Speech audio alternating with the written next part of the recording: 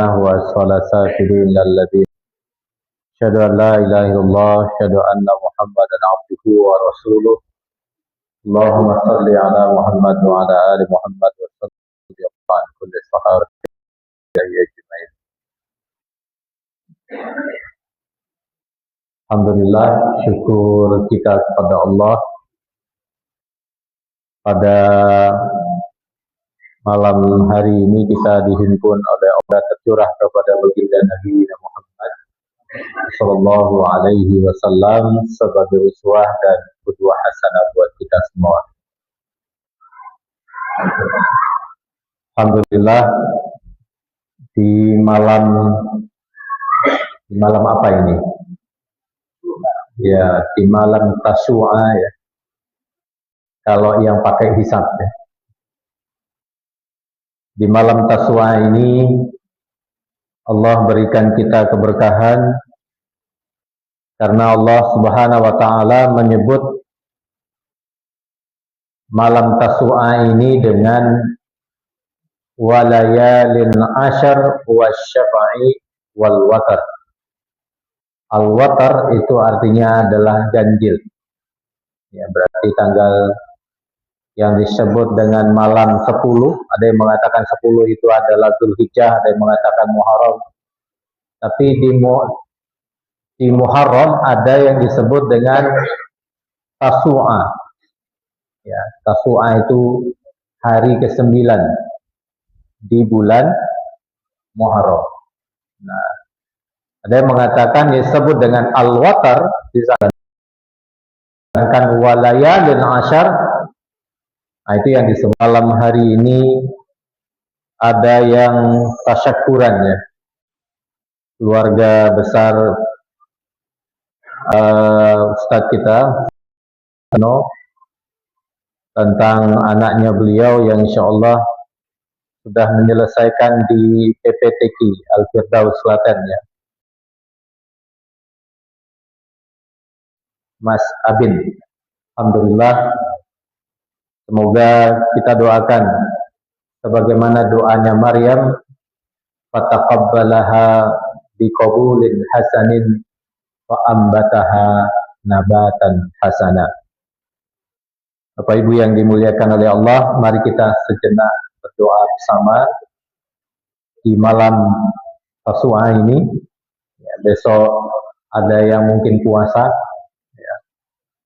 Lanjut di tanggal 10 ya, lanjut di tanggal 10. Semoga ibadah kita dan yang punya hajat, keluarga besar Ustadz Haji Sudikno, semua hajatnya diterima oleh Allah Subhanahu wa taala dan dikabulkan oleh Allah Subhanahu wa taala. Kita berdoa, a'udzubillahi minasyaitonir rajim. Bismillahirrahmanirrahim. Hamdan yuafi ni'amahu wa yukafi mazidah ya Rabbana lakal hamdu kama yanbaghi jalali 'azimi sultanik. Allahumma salli ala Muhammad wa ala ali Muhammad wa sallim wa radiyallahu an kulli sahabati Rasulillah ajma'in. Allahumma sallimna wa sallim ma ma'ana. Allahumma ihfazna wa ihfaz ma ma'ana. Min ad-du'a minkal ijabah fastajib du'a ya rabbal alamin. Allahumma ja'alna min ahlil Qur'an ahlana wa dhurriyatana ya rabbal alamin. Allahumma anzilna munzalan mubaraka wa anta khairul munzilin. Allahumma ja'al Qur'ana rabi'a fi qulubina wa nura fi sudurina ya rabbal alamin.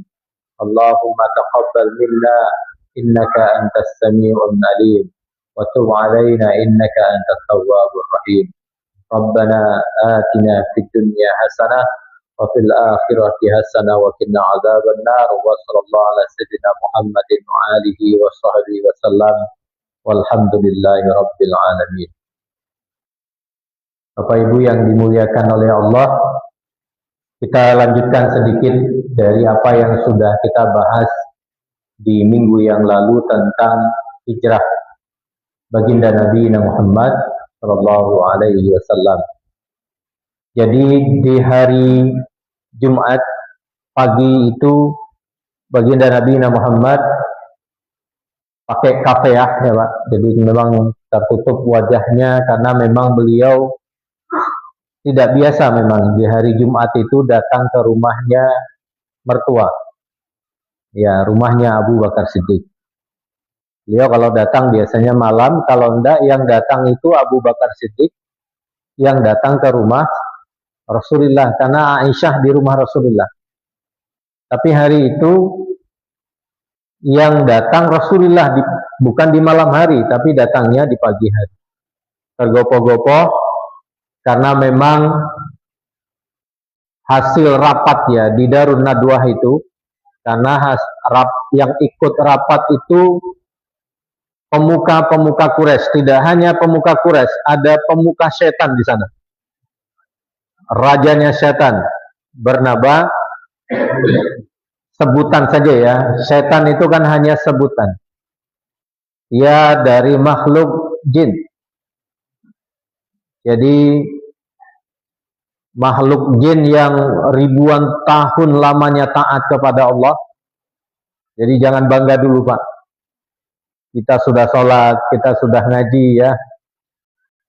Minta supaya Allah, supaya kita ditutup usia kita ini dengan Allahumma, seperti doanya Nabi Yusuf alaihissalam, Allahumma tawaffani musliman wa alhiqni bis-shalihin. Wafatkan kami ya Allah sebagai seorang muslim dan pertemukan kami bersama orang-orang yang soleh. Sekian ribu tahun Pak taat kepada Allah, iblis itu. Pada akhirnya diminta untuk sujud kepada Adam. Wujud taatnya kepada Allah, bukan sujud kepada Adam berarti menyembah Adam, bukan. Tapi wujud taatnya kepada Allah. Tapi akhirnya iblis innas, Rabbin nas, Malikin nas, Ilahin nas.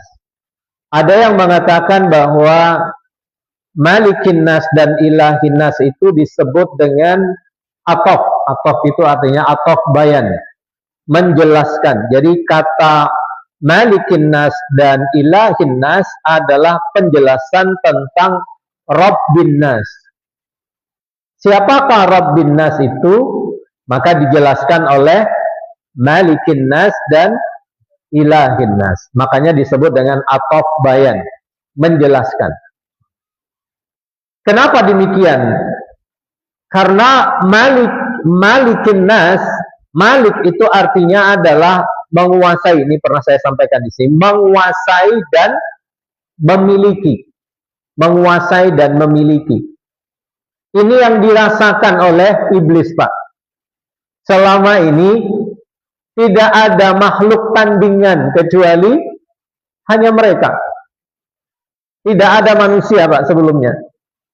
Tidak ada manusia, tapi Allah ciptakan manusia yang tercipta dari tanah, ya. Lalu diminta oleh Allah untuk sujud kepada Adam, dan iblis menolak. Aba wastakbara, menolak dan sombong. Nah ini bahayanya. Menolak dan lagi sombong.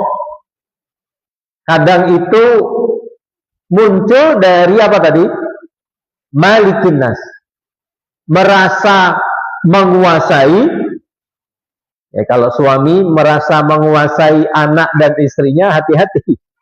Masuk ke sini. Menguasai. Membentak karena merasa menguasai istrinya. Ini bahaya. Ini masuk ke sini. Kamu kan dalam kekuasaanku, dalam genggamanku. Kadang bapak-bapak itu pakai ayat ya. Ya, tunduk taat kepada suami itu sifatnya mutlak katanya. Lalu dipakai dengan apa? Kata ketaatan. Nah itu. Karena merasa menguasai, merasa memiliki. Nah, orang yang sudah merasa menguasai dan merasa memiliki, maka muncul sifat berikutnya, yaitu kesombongan. Nah, kalau sudah merasa memiliki dan menguasai, muncul tadi aba wastakbara, dia menolak dan merasa sombong. Ujung-ujungnya apa yang dikatakan oleh Firaun? Ana rabbukumul a'la. Aku ini Tuhan kalian yang maha tinggi. Itulah yang disebut dengan ilahin nas. Jangan ada rasa di diri kita bahwa kita ini Tuhan baru ya. Ada Tuhan baru. Dan itu Pak, itu ujian terhadap orang yang merasa menguasai dan memiliki. Kalau orang ingin berkuasa dan memiliki, maka akan banyak lahir sifat-sifat berikutnya. Ada kemungkinan dia akan menjadi seorang penjilat. Jilat kiri, jilat kanan. Asalkan dapat kekuasaan dan kepemilikan. Dia tidak peduli tentang harga dirinya. Dia tidak peduli di titik itu. Asalkan dia punya jabatan, kekuasaan, dan kepemilikan, apapun yang dia lakukan, bahkan dia harus merendahkan dirinya di hadapan manusia.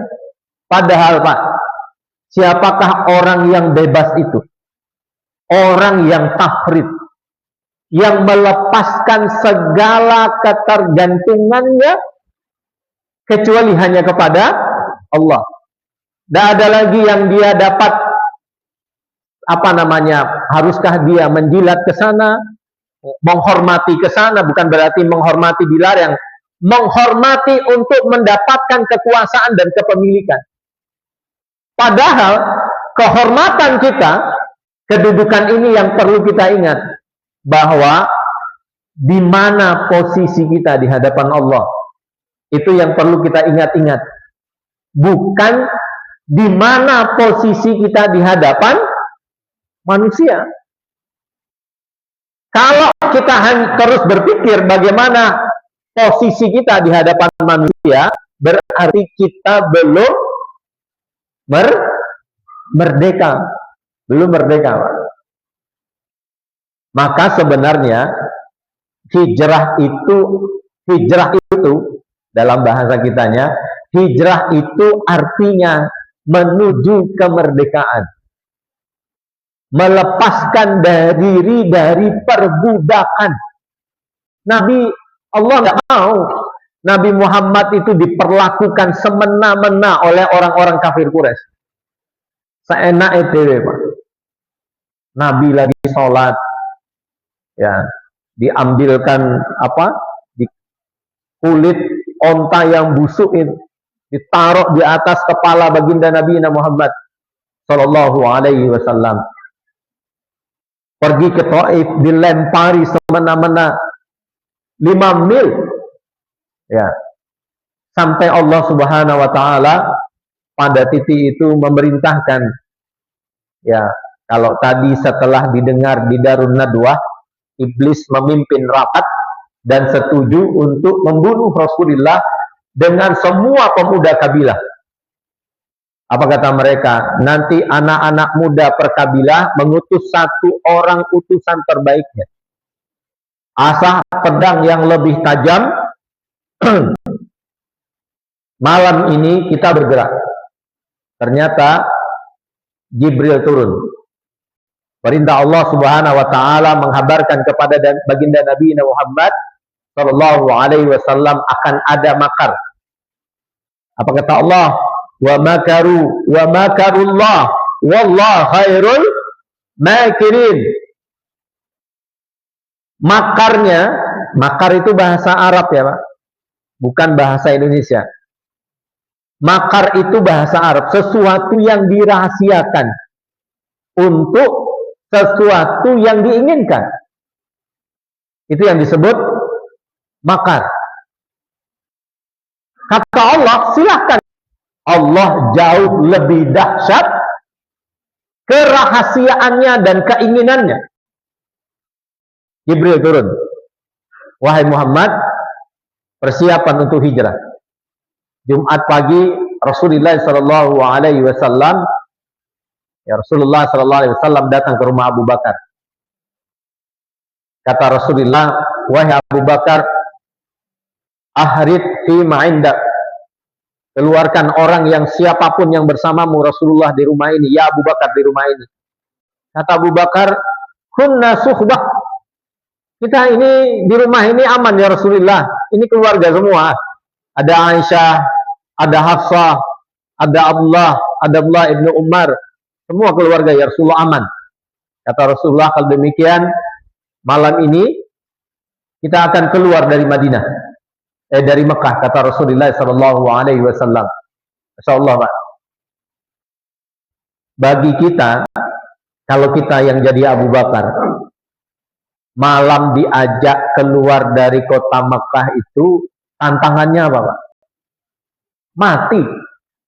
Tapi Masya Allah, kata Aisyah, ini kan yang lebih indah dari Abu Bakar Siddiq, kecuali malam pagi di mana Rasulullah mengabarkan bahwa Abu Bakar Siddiq lah temannya untuk hijrah. Kan ada pertanyaan begini, lah Umar itu kan ditakuti sentero Mekah itu, kenapa nggak Umar aja diajak? Kalau Umar diajak, Pak, kita tidak akan banyak belajar tentang Abu Bakar Siddiq. Selesai, Pak. Ya sudah, kalau Umar kan petantang petinting. Siapa yang ingin terpisah dari anak dan istrinya, tunggu aku di lembah sana. Selesai. Ya toh, Pak. Umar mau hijrah itu kan begitu. Dibilang, siapa yang ingin terpisah dari istri dan anaknya, atau istrinya menjadi janda, aku besok hijrah. Siapa yang ingin terpisah dari anak dan istrinya, aku tunggu di bawah lembah. Jadi pertanyaannya, ada yang datang, Pak? Tidak ada yang datang. Kan kalau berpikirnya sederhana seperti itu, kenapa Rasulullah nggak ngajak Umar saja? Ya kan selesai urusannya. Tapi kita belajar. Makanya Allah memperjalankan sirah nabawiyah ini untuk semua aspek di hidup kita ini. Tidak hanya fisik, tapi ruh. Ruh ini, Pak. Jadi di tubuh kita ini kan ada jasad yang kelihatan ini, ada ruh. Ruh kita ini, nah ruh iman kita itu berada di ruh itu. Iman itu bisa dipupuk dengan apa? Salah satunya dengan sirah nabawiyah ini. Apa kata Abu Bakar Siddiq? Kata Aisyah, tidak ada air mata yang mengalir lebih deras karena kebahagiaan dari diri ayahku Abu Bakar Siddiq, kecuali Rasulullah Sallallahu Alaihi Wasallam mengatakan bahwa beliau yang akan menemani Rasulullah Sallallahu Alaihi Wasallam. Pertanyaan saya, Pak, air mata itu air mata sedih atau air mata kebahagiaan? Pertanyaan saya kedua, apakah kebahagiaan itu selalu terkait dengan fulus? Fulus, mati fulus, tidak ada uang, mampus. Ya. Kalau ada uang abang disayang, nggak ada uang abang melayang. Ya. Abang melayang. Tidak selalu kebahagiaan itu urusan uang. Coba lihat Abu Bakar Siddiq. Urusan apa itu? Urusan iman. Makanya Aisyah mengatakan, tidak ada kebahagiaan yang lebih besar dari diri Abu Bakar Siddiq kecuali membersamai Rasulullah ketika hijrah. Saya ingin bertanya, Bu. Ibu-ibu saya tanya. Bu, bahagia nggak sama suaminya? Insyaallah. Ini malam 9 ya. Ini jadi saksi di Masjid Ahmad Dahlan ini bahwa ibu bahagia dengan suaminya. Ikhlas ya, Bu. Sabar ya, Bu. Syukur ya. Ridho ya. Bapak-bapak gimana kira-kira? Saya tidak bertanya kepada bapak-bapak ini. Karena jawabannya panjang. Iya Ustadz, tapi ada tapinya. Saya berhusnuzon, Bapak Ibu yang hadir di sini Tentu dengan semua perjalanan panjenengan bersama istri dan suami adalah bagian yang kita masukkan dalam episode perjalanan hijrah baginda Nabi Muhammad SAW. Walaupun itu pahit, tapi itulah puncak kebahagiaan. Ya toh? Walaupun mungkin siapapunlah istri kita, siapapunlah suami kita, apalah keadaannya, bagaimanalah kekayaannya, bagaimanalah kemiskinannya, tapi bagaimana Abu Bakar Siddiq menanggapi tadi? Tidak ada air mata kebahagiaan keluar dari matanya Abu Bakar Siddiq, kecuali mendengarkan bahwa beliau menemani Rasulullah SAW dalam perjalanan hijrah. Bapak Ibu, hijrahnya panjenengan dan saya kemana? Ke masjid, betul. Indahnya Pak, ketika suami istri dari muda di saat malam pertama sudah berakad sampai wafatnya berkomitmen untuk Allah Subhanahu wa taala. Tentang anaknya, lelahnya, nafkahnya, sama dia menganggap dirinya adalah melakukan perjalanan hijrah dari kota Mekah menuju Madinah. Kita ini kan sedang menuju mana, Pak? Menuju Madinah. Madinah al-Munawwarah. Madinah Munawwarah. Kita ini seperti berada di Mekah, Pak. Ini di Mekah. Pertanyaan saya, Mekah ini akan berakhir atau tidak? Berakhir. Dunia ini akan berakhir, Pak. Tapi di dalamnya ada Yasir yang disiksa oleh orang kafir Quraisy. Di dalamnya ada Sumayyah, wanita pertama yang menjadi syuhada. Besi yang panas, memerah, membara, ditusuk dari dubur sampai ke lehernya. Itu periode Mekah. Periode Mekah. Rasulullah SAW ketika sujud diberikan kotoran. Rasulullah SAW disampaikan sebagai pendusta, pembohong. Saat ini Pak, saya ingin sampaikan kepada ibu-ibu. Suami-suami panjenengan itu yang ke masjid setiap hari itu menggigit geraham syariatnya ini lebih kuat di zaman ini, Pak. Bu, saya ingin sampaikan. Coba bapak-bapak ini keluar, apa yang dilihat di luar? Ada orang yang berpakaian you can show me. Bukan you can see me lagi ya.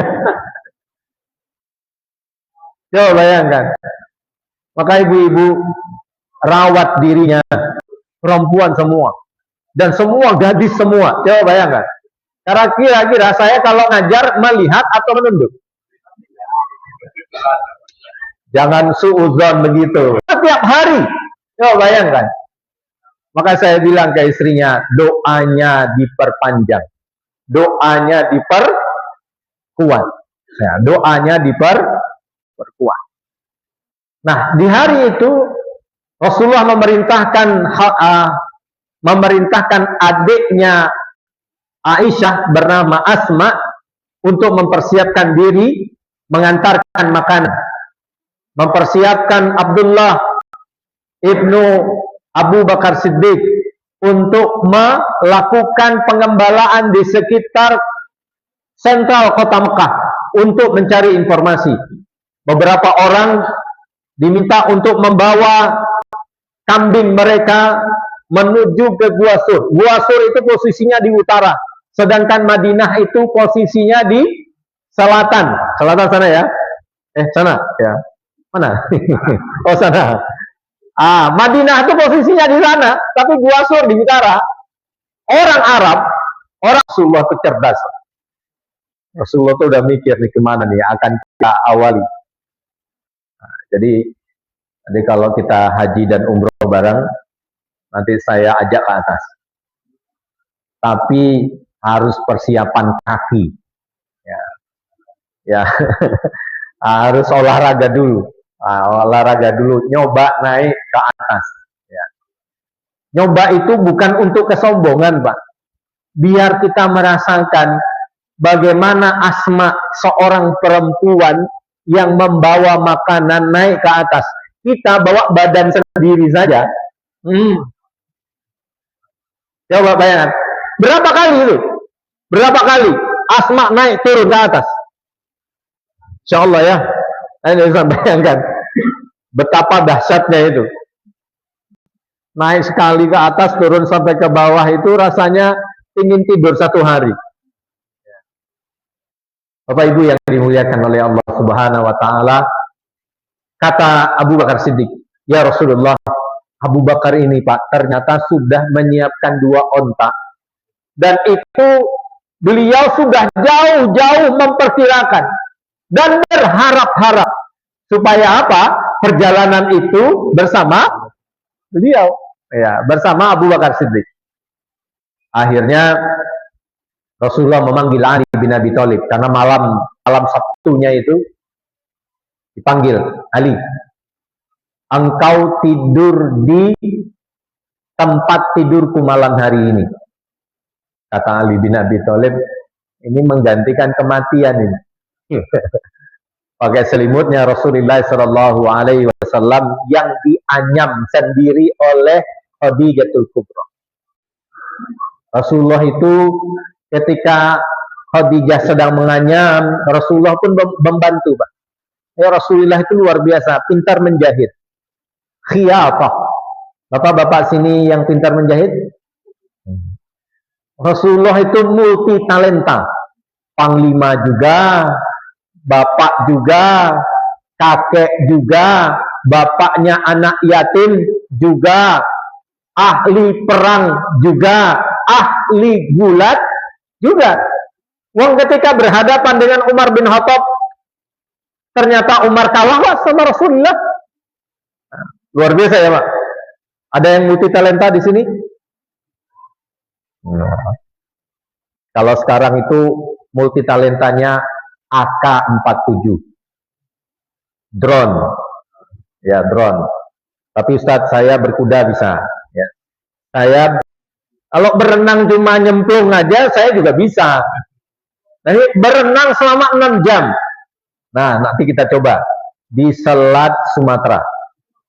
Wah, nyebrang dari Merak ke Bakahuni, Pak.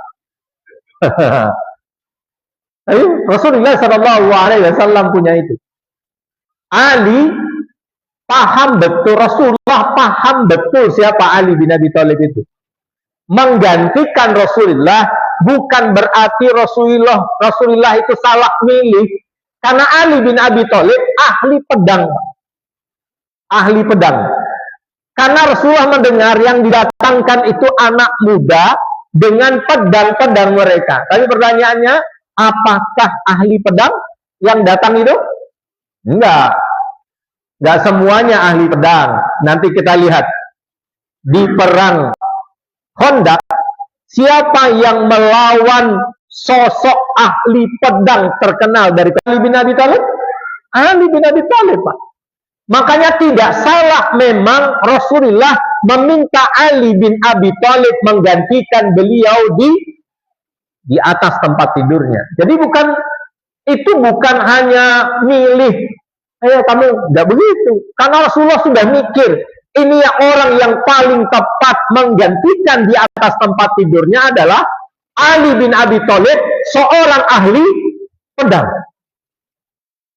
Dan Rasulullah sudah memperkirakan, oh dari Bani itu paling laki-laki itu. Dari Bani itu paling laki-laki itu. Karena yang disuruh anak-anak muda semua. Rasulullah sudah memperkirakan. Akhirnya malam hari, Rasulullah mengambil pasir. Rasulullah malam hari itu baca Yasin, Pak. Nah, Yasin itu tidak hanya dibaca ketika orang setelah mati, tapi mestinya sebelum mati, ya. Jadi malam hari itu dibaca oleh Rasulullah, baca Yasin, ya. Mungkin ada yang keliwuran, pakai sosok baju putih, kakinya nggak nyampe ke Tahu-tahu suaminya gitu ya. Rasulullah membaca sampai waja'alna, apa kalimatnya? Waja'alna min baini aidihim sadda wa min khalfihim sadda wa gsainahum qaum la yubsirun. Dilempar pasir itu, maka tidur Pak yang jaga itu. Nah, tidur. Ibu-ibu mau nyoba silakan. Waja'alna min baini aidihim sadda wa min khalfihim sadda. Nah, jadi tidak bisa melihat. Rasulullah keluar, ternyata pasir yang dilempar Rasulullah tadi membuat mereka tambah ngantuk. Setelah itu perda di dalam, ternyata yang di dalam itu Ali bin Abi. Pertanyaan saya Pak, kenapa yang bawa pedang dari bawah tokoh-tokoh anak muda tadi itu tidak berani? Maksud saya, kenapa tidak membunuh Ali bin Abi Thalib? Ya itu tadi Pak, siapa yang berani dengan Ali bin Abi Thalib? Kadang sirah itu ada yang terpotong. Kenapa ya Ali bin Abi Thalib dibiarkan? Bukan dibiarkan Pak sama anak-anak muda dari beberapa kabilah itu, karena melihat yang di dalam itu Ali bin Abi Thalib, mereka memang nggak berani Pak. Duel itu nggak berani, ya nggak berani. Nah, perjalanan berlangsung bersama Abu Bakar Siddiq, naik onta, ada yang mengatakan kuda, bersama Rasulullah SAW. Tapi ingat, Abu Bakar Siddiq tidak menaiki ontanya, beliau turun ke bawah. Akhirnya Rasulullah juga turun. Di saat turun itulah yang dilihat oleh Rasulullah sosok Abu Bakar Siddiq ini, yang kadang berjalan di depan, kadang di kanan, kadang di kiri, kadang di belakang. Sehingga Rasulullah bertanya kepada Abu Bakar Siddiq, Mahyam, apa yang kau lakukan wahai Abu Bakar? Kadang di depan, kadang di kanan, kadang di kiri, kadang di belakang. Apa kata Abu Bakar Siddiq? Ya Rasulullah, kalau ada anak panah yang melesat, biar aku duluan yang kena. Coba. Ini yang disebut dengan al-ithar.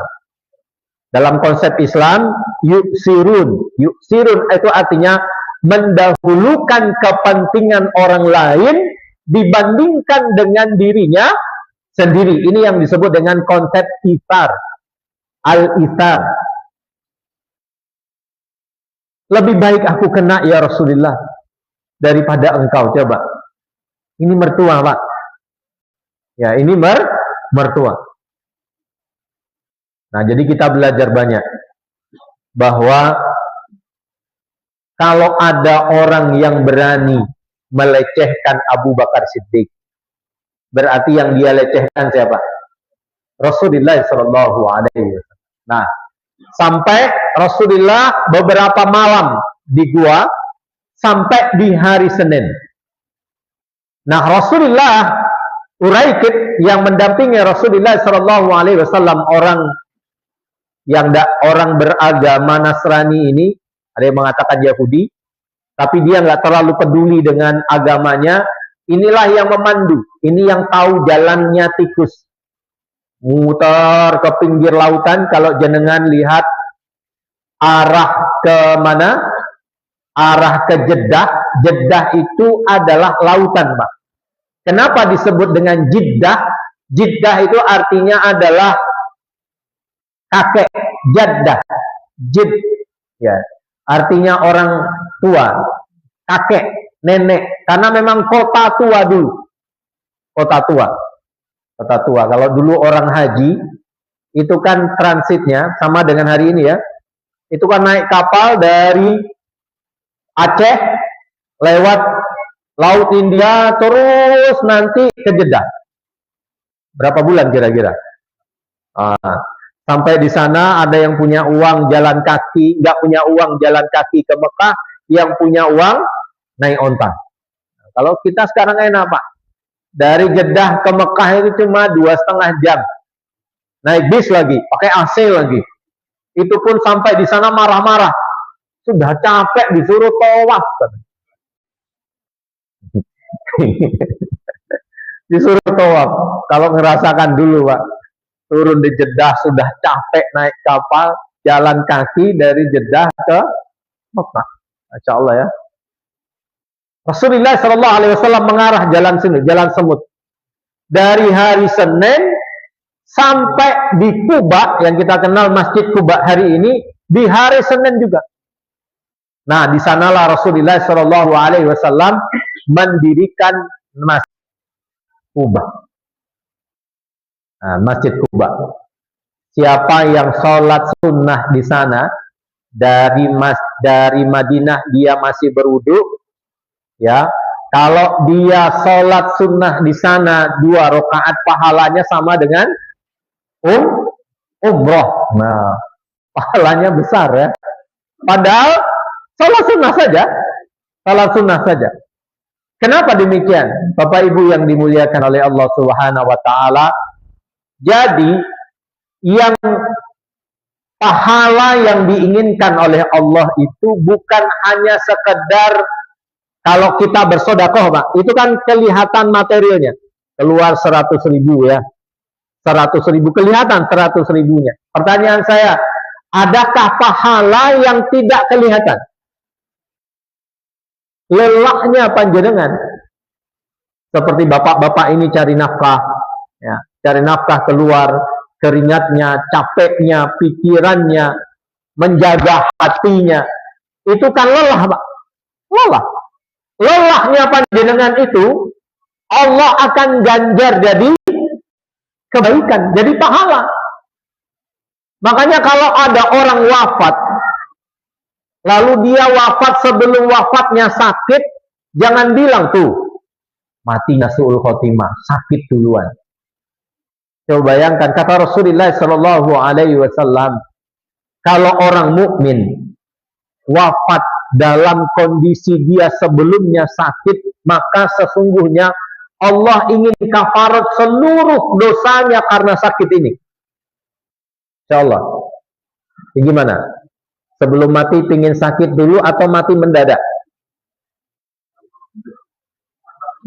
Gimana? Sakit dulu.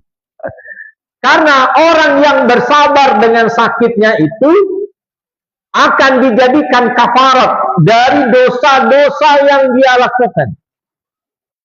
Makanya kalau kita mentalkin tidak boleh talkin itu terburu-buru. Bu, la ilaha illallah. Kalau dia ngangguk, ya sudah, didiamkan. Ya. Diingatkan tentang surga. Bu, surga itu indah. Jangan bilang neraka. Bu, cepat mati. Neraka itu, jangan bilang-bilang neraka.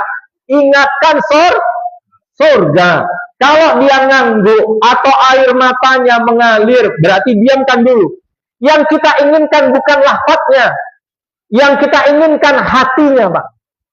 Hatinya masih bergantung dengan Allah Subhanahu wa taala. Tapi kalau dia ulama Quran dan hadis, nggak usah ditalkin dengan la ilaha illallah. Yang datang ulama, yang sakit ulama. Beda, Pak. Ya, kalau yang datang ulama, yang sakit ulama, cukup ulama itu berdialog tentang kematian. Sudah, itu sudah cukup baginya untuk mengingatkan kematian. Nggak usah begini, ayo Pak, la ilaha illallah, la ilaha illallah. Nggak usah. Malah nanti pusing dia. Saya khawatir kalau dia pusing, dia berdiri lagi gitu kan. Bapak Ibu yang dimuliakan oleh Allah Subhanahu wa taala, maka Kuba itu sudah azan? Belum. Kuba itu ya, makanya teman-teman itu kalau pergi ke Madinah itu sering ngajak saya, Ustaz, asar nanti di Kuba. Ayo, saya bilang kan, asalkan kaki kuat, monggo. Ya, jadi mendekati asar itu, biasanya saya ajak itu yang kuat-kuat aja. Ayo, berangkat ke Kuba, jalan kaki. Kalau ibu-ibu, Ustaz, jangan naik jalan kaki, pakai itu loh, shelter itu katanya. Pakai mobil golf itu. Nah, ke sana. Bapak Ibu yang dimuliakan oleh Allah, maka hari Senin sampai lalu mendirikan Masjid Quba. Hari Jumat menjelang Jumat Rasulullah bergerak ke Madinah. Kan tidak jauh sebenarnya. Ya, tidak jauh, bergerak ke Madinah. Di sanalah Rasulullah Shallallahu Alaihi Wasallam dengan ontanya. Orang itu Pak menyambut Rasulullah.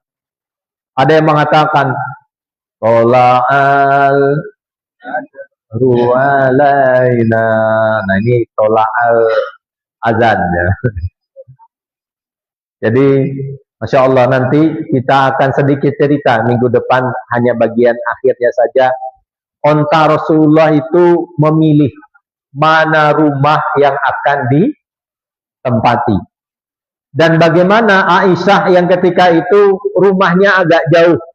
Lalu Aisyah minta, ya Rasulullah, aku pingin, kan Aisyah waktu itu kan baru dinikahi Rasulullah kan, masih berumur sekitar 10-12 tahun. Ya, jadi masih sangat muda ketika itu. Di mana ditempatkan oleh Rasulullah Shallallahu Alaihi Wasallam. Jadi minggu depan kita lanjut. Ya, semoga diberi waktu insyaallah. Aku qauli hadza, astagfirullahaladzim. Assalamualaikum warahmatullahi wabarakatuh.